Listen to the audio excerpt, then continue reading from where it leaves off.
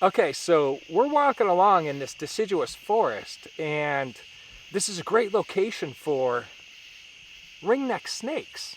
Look at this tiny little snake.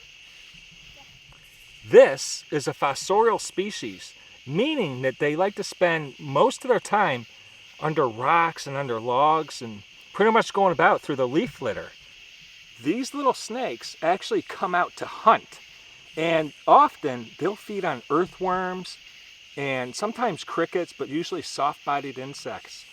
You know, it's a tiny species. They do get a little bit longer than this, sometimes up to 22 inches. The thing about ringneck snakes is they often live in some of the same territories as the red-bellied snakes, and they can very often be confused with red bellies because red bellies also have a ring around their neck, but it's only the ringneck that has a complete ring around the neck. And often the red-bellied snakes have an orange, belly, but sometimes it's a yellow belly.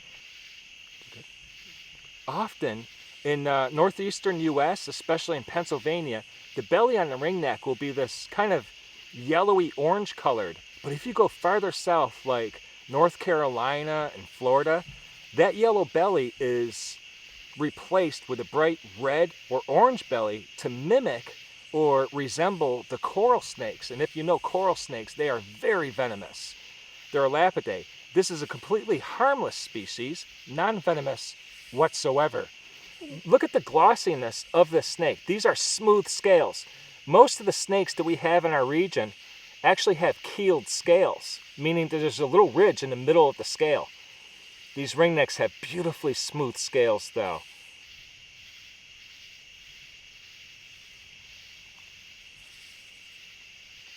What an exciting find. I'm super thrilled to actually find one of the indigenous species of snakes in this forest at French Creek.